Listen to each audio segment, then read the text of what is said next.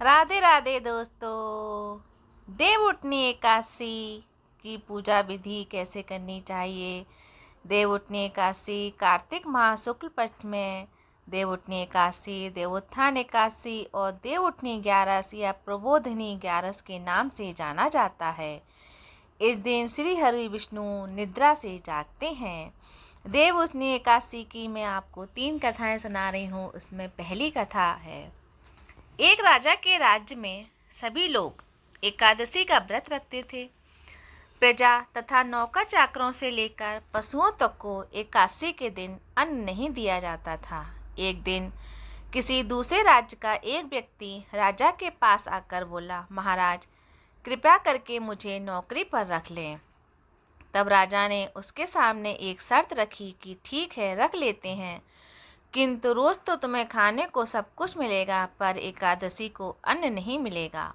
उस व्यक्ति ने उस समय तो हाँ कर ली, पर एकादशी के दिन जब उसे फलाहार का सामान दिया गया तो वह राजा के सामने जाकर गिड़गिड़ाने लगा, महाराज इसमें मेरा पेट नहीं भरेगा, मैं भूखा ही मर जाऊंगा, मुझे अन्न दे दो। राजा ने उसे शर्त की बात याद दिलाई, पर वह अन्न छोड़ने को राजी नहीं हुआ।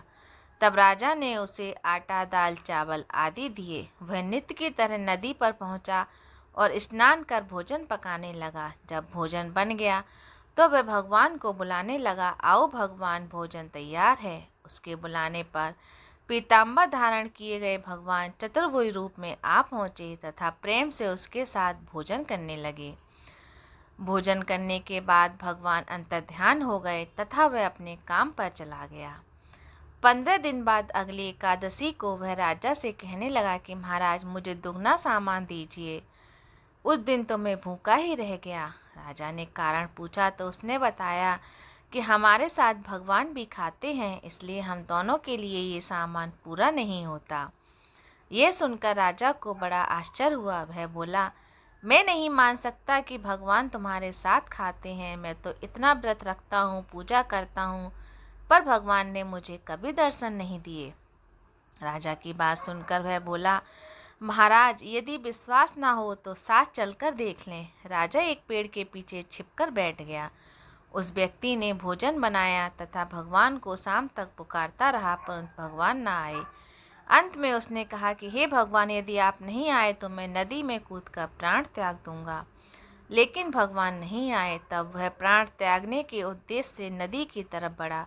प्राण त्यागने का उसका दृढ़ इरादा जानकर शीघ्र ही भगवान ने प्रकट होकर उसे रोक लिया और साथ बैठकर भोजन करने लगे। खा पीकर वे उसे अपने विमान में बिठाकर अपने धाम ले गए। ये देख राजा ने सोचा कि व्रत उपवास से अब तक कोई फायदा नहीं होता जब तक मन शुद्ध ना हो। इससे राजा को ज्ञान मिला। वह भी मन से व्रत उपवास करने लगा और अंत में स्वर्ग को प्राप्त हुआ। अब मैं आपको प्रबोधिनी एकादशी की कथा 2 सुनाने जा रही हूँ। एक राजा था, उसके राज्य में प्रजा सुखी थी। एकादशी को कोई भी अन्न नहीं बेचता था, सभी फलाहार करते थे। एक बार राजा ने भगवान की परीक्षा लेनी चाहिए। भगवान ने एक सुंदरी का रूप धारण किया तथा सड़क पर बैठ गए। तभी राजा उधर से निकला और सुंदरी को देखकर चकित रह गया। उसने पूछा, हे सुंदरी, तुम कौन हो और इस तरह यहाँ क्यों बैठी हो? उस सुंदरी बने भगवान बोले, मैं निराश्रित हूँ, नगर में मेरा कोई जान पहचान नहीं है, किससे सहायता मांगूं? राजा उसके रूप पर मोहित हो गया था। वह बोला, तुम मेरे महल में चलकर मेरी रानी बनकर रहो। सुंदरी बोली, मैं तुम्हारी बात मानूंगी, पर तुम्हें राज्य का अधिकार मुझे सौंपना होगा। राज्य पर मेरा पूर्ण अधिकार होगा। मैं जो भी बनाऊंगी तुम्हें खाना होगा। राजा उसके रूप पर मोहित था। उसने उसकी सभी शर्तें स्वीकार कर ली। अगले दिन एकादशी थी। रानी ने हुक्म दिया कि बाजारों में अन्य दिनों की तरह अन्न बेचा जाए। उसने घर में मांस, मछली आदि पकवान तथा परोसकर राजा को खाने के लिए कहा। यह देखकर राजा बोला, रानी आज एकादशी है, मैं तो केवल फलाहार ही करूँगा। तब रानी ने शर्त की याद दिलाई और बोली, या तो खाना खाओ, नहीं तो मैं बड़े राजकुमार का सिर काट लूँगी। राजा ने अपनी स्थिति बड़ी रानी से कही तो बड़ी रानी बोली, महाराज धर्म ना छोड़ें, बड़े राजकुमार का सिर दे दें। पुत्र तो फिर मिल जाएगा पर धर्म नहीं मिलेगा। इसी दौरान बड़ा राजकुमार खेलकर आ गया। माँ की आंखों में आंसू देखकर वह रोने का कारण पूछने लगा। माँ ने उसे सारी वस्तु स्थिति बता दी। तब वह बोला, मैं सिर देने के लिए तैयार हूँ। पिताजी के धर्म की रक्षा होगी, जरूर होगी। राजा दुखी मन से राजकुमार का सिर देने को तैयार हुआ तो रानी ने रूप में भगवान विष्णु ने प्रकट होकर असली बात बताई। राजन, तुम इस कठिन परीक्षा में पास हुए। भगवान ने प्रसन्न मन से राजा से वर मांगने को कहा तो राजा बोला, आपका दिया सब कुछ है, हमारा उद्धार करें। उसी समय वहाँ एक विमान उतरा। राजा ने अपना राजपुत्र को सौंप दिया और विमान में बैठकर परम धाम को चला गया। अब देवासी एकादशी की तीसरी कथा इस प्रकार है। शंकासुर नामक राक्षस की है। शंकासुर ने तीनों लोकों में बहुत ही उत्पात मचाया हुआ था। तब सभी देवताओं के आग्रह करने पर भगवान विष्णु ने उस राक्षस से युद्ध किया और यह युद्ध कई वर्षों तक चला। युद्ध में वह असुर मारा गया। इसके बाद भगवान विष्णु विश्राम करने चले गए।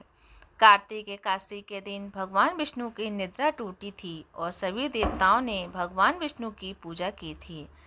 शिव पुराण के अनुसार पौराणिक समय में दैत्यों का राजा दम हुआ करता था। वह बहुत बड़ा विष्णु भक्त था।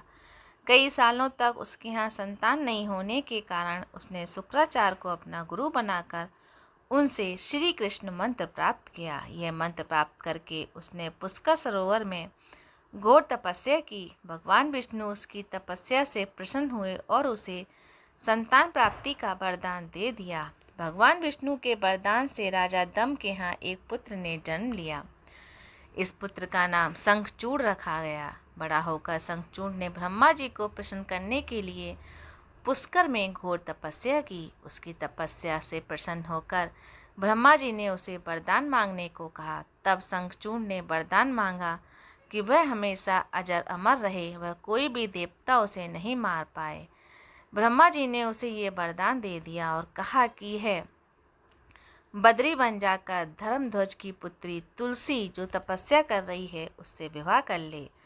शंखचूड़ ने वैसा ही किया और तुलसी के साथ विवाह के बाद सुखपूर्वक रहने लगा। उसने अपने बल से देवताओं, असुरों, दानवों, राक्षसों, गंधर्वों, नागों, किन्नरों, मनुष्यों तथा त्रिलोकी के सभी प्राणियों पर विजय प्राप्त कर ली।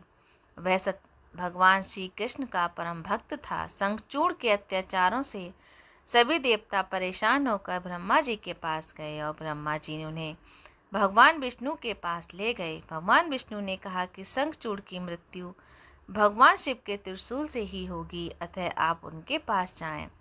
भगवान शिव ने चित्ररथ नामक गण को अपना दूत बनाकर शंखचूड़ के पास भेजा। चित्ररथ ने शंखचूड़ को समझाया कि वह देवताओं को उनका राज्य लौटा दें, परंतु शंखचूड़ ने मना कर दिया और कहा कि वह महेश्वर से युद्ध करना चाहता है। भगवान शिव को जब ये बात पता चली तो वे युद्ध के लिए अपनी सेना लेकर निकल पड़े। इस तरह देवता और दानवों में घमासान युद्ध हुआ, परंतु ब्रह्मा जी के वरदान के कारण शंखचूड़ को देवता नहीं हरा पाए। भगवान शिव ने शंखचूड़ का वध करने के लिए जैसे ही अपना त्रिशूल उठाया तभी आकाशवाणी हुई कि जब तक शंखचूड़ के हाथ में श्री हरि का कवच है और इसकी पत्नी का सतीत्व अखंड है तब तक इसका वध असंभव है। आकाशवाणी सुनकर भगवान विष्णु वृद्ध ब्राह्मण का रूप धारण कर शंखचूड़ के पास गए और उससे श्री हरि कवच दान में मांग लिया। शंखचूड़ ने वह कवच बिना किसी संकोच के दान कर दिया। इसके बाद विष्णु शंखचूड़ का रूप बनाकर तुलसी के पास गए। शंखचूड़ रूपी भगवान विष्णु ने तुलसी के महल के द्वार पर जाकर अपने विजय होने की सूचना दी। यह सुनकर तुलसी बहुत प्रसन्न हुई और पति रूप में आए भगवान का पूजन किया व रमण किया। ऐसा करते ही तुलसी का सतीत्व खंडित हो गया और भगवान विष्णु ने युद्ध में अपने त्रिशूल से शंखचूड़ का वध कर दिया। जब तुलसी को पता चला कि वे उनके पति नहीं हैं बल्कि वे तो भगवान विष्णु हैं, क्रोध में आकर तुलसी ने कहा कि आपने छल पूर्वक मेरा धर्म भ्रष्ट किया है और मेरे पति को मार डाला, अतः मैं आपको श्राप देती हूँ कि आप पाषाण होकर धरती पर रहें। तब भगवान विष्णु ने कहा, देवी तुम मेरे लिए भारतवर्ष में रहकर बहुत दिनों तक तपस्या कर चुकी हो। तुम्हारा ये शरीर नदी रूप में बदलकर गड़की नामक नदी के रूप में प्रसिद्ध होगा। तुम पुष्पों में श्रेष्ठ तुलसी का वृक्ष बन जाओगी और सदा मेरे साथ रहोगी। तुम्हारे शाप को सत्य करने के लिए मैं पाषाण यानी शालिग्राम बनकर रहूँगा। गंडकी नदी के तट पर मेरा वास होगा। देव प्रबोधिनी एकादशी के दिन भगवान शालिग्राम व तुलसी का विवाह संपन्न कर मांगलिक कार्यों का आरंभ किया जाता है। हिंदू धर्म मान्यता के अनुसार इस दिन तुलसी शालिग्राम विवाह करने से अपार पुण्य की प्राप्ति होती है।